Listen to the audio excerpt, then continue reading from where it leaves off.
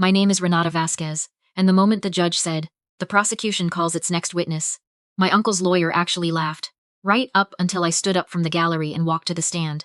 My Uncle Hector's face didn't go white. It went the color of wet concrete. My Aunt Priscilla grabbed his sleeve like she could pull him back through time to before any of this started. My cousin Dario, the golden boy, the one who got the Lexus for his 16th birthday while I got a bus pass, just stared at me with his mouth slightly open, like he was trying to do math that didn't add up. 3 years. I'd waited 3 years for that walk across the courtroom. Let me back up. It was Christmas Eve, 4 years before that morning in court. I was 25, renting a room above a laundromat in Albuquerque, working the register at an auto parts store.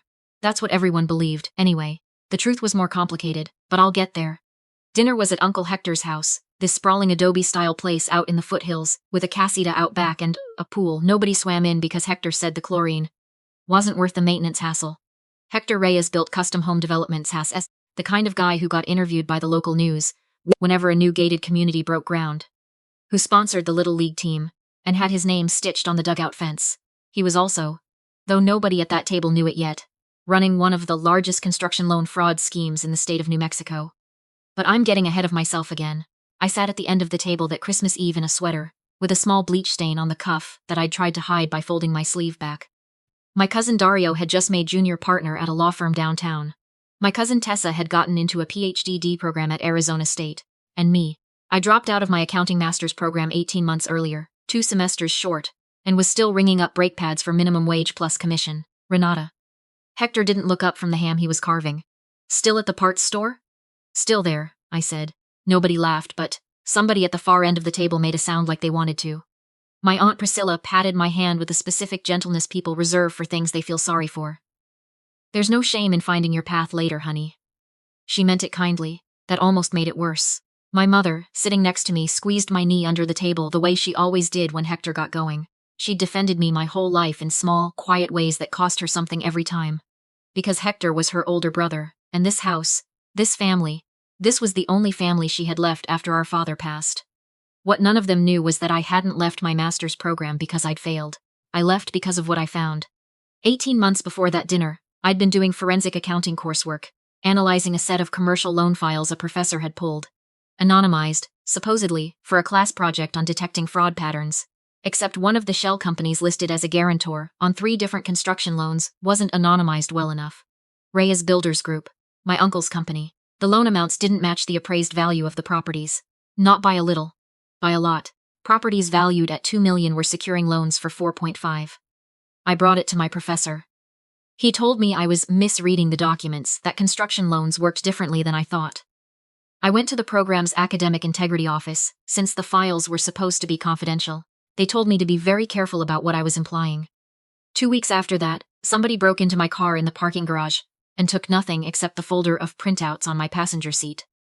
A month later, I got a call from a financial crimes investigator with the FBI's Albuquerque field office. Her name was Camille Whitcomb. She said a contact at my university had flagged some unusual activity around a fraud detection research project, and she wanted to know if I'd be willing to talk.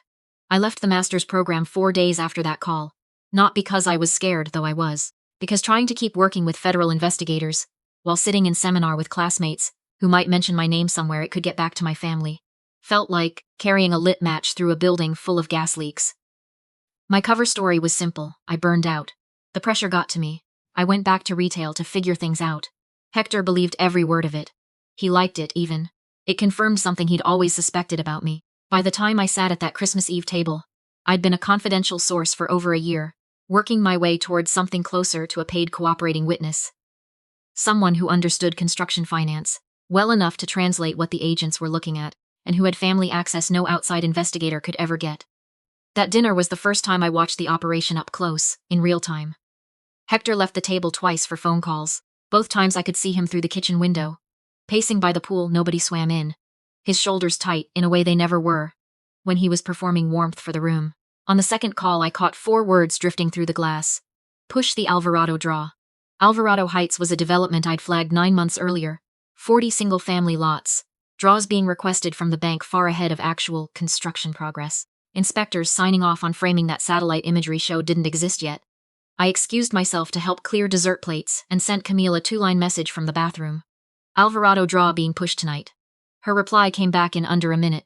We see the request come through. Sit tight, don't react. After dinner, while everyone drifted to the living room for the gift exchange, nobody really wanted to do any more. Hector cornered me by the coat closet. I've been thinking about you, Ren. He said it like he was doing me a favor, just by thinking about me at all. I could use somebody sharp doing back office work, permitting files, draw schedules, nothing glamorous, but it's a way in.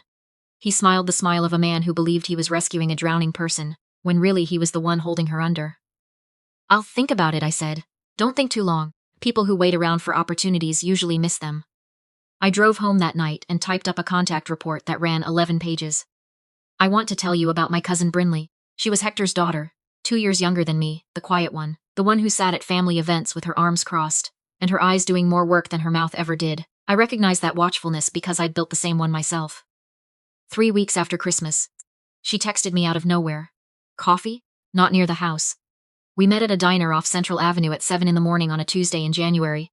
Both of us wrapped in coats we didn't take off inside. She had her hands around a mug she wasn't drinking from when I got there. I need you to be straight with me, she said before I'd even sat down. Are you investigating my dad? The diner went very quiet around me, even though it wasn't. I looked at her for a long moment. She looked back with the kind of exhausted fear that comes from carrying something alone for too long. Why would you ask that? I said. Because I've been watching him for almost 2 years, she said. And I have a shoebox in my closet I don't know what to do with. What Brinley showed me over the next hour rearranged everything. She'd been quietly saving things since she stumbled across a second ledger in her father's home office. Draw requests, next to handwritten notes about actual completion percentages that didn't match. Names of inspectors who signed things off. A list of loan officers at 2 different regional banks who kept approving draws that didn't square with anything. She was 23.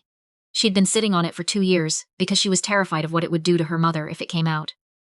He's been pushing my boyfriend to invest, she said, $110,000 into one of the side LLCs. Marcus doesn't know what it actually is.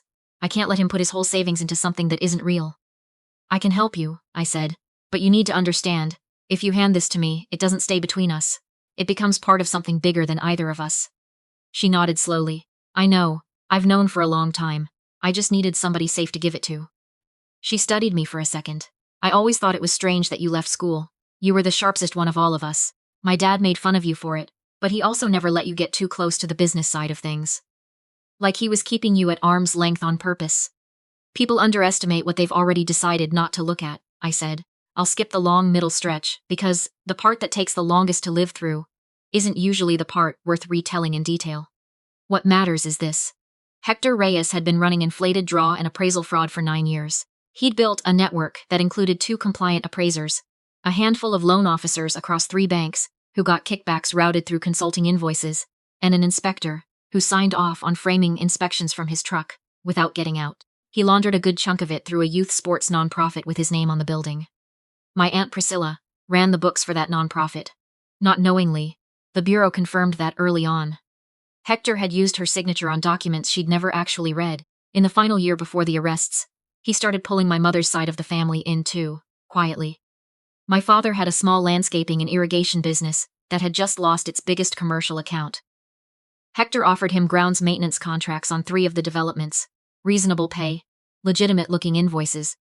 Except the developments themselves were partly built on fraudulent draws, and my father, without knowing it, was helping launder money through sprinkler installation. When I found that out, I sat in my car outside the field office for almost half an hour before I could make myself walk in. The arrests happened on a Thursday in April, across 2 counties. Hector was picked up leaving a Rotary Club breakfast. I wasn't there for that part.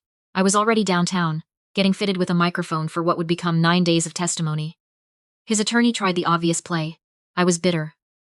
I was a washed-out failure looking to burn down a family that never gave me anything. I'd built a grudge and dressed it up as evidence. He used the word vendetta 11 times across 2 days of cross-examination. I kept count without meaning to. What he couldn't explain away was 2 years of documented draw requests, 3 cooperating witnesses inside the bank network, Brinley's shoebox of records, and a financial trail the Bureau's forensic team had traced down to individual wire timestamps. Hector was convicted on 19 counts. Priscilla got immunity in exchange for her testimony. She genuinely hadn't known what her signature had been attached to. She filed for divorce 6 weeks after the verdict. The youth sports nonprofit was dissolved. Every dollar of diverted funds ordered returned. My father's business was investigated, cleared completely. and formally separated from any association with the fraud in the final report. He cried on the phone when Camille called to tell him. He didn't fully understand what I'd been doing for 3 years until that call. None of them did, not really, until the courtroom. The hardest part wasn't the testimony. It wasn't even watching Hector's face when the verdict came down. It was Brinley, standing in the hallway outside the courtroom afterward with her arms wrapped around herself, like she was trying to hold her own ribs together. I put a hand on her shoulder, and she leaned into me and cried without making any sound at all. The kind of crying that's been held in so long it doesn't know how to be loud anymore. "Did we do the right thing?" she asked eventually. I thought about what the clean, satisfying answer was supposed to be. I didn't have one. "We did the necessary thing," I said. "I think most of the time those end up being the same." She nodded against my shoulder. "He's still my dad."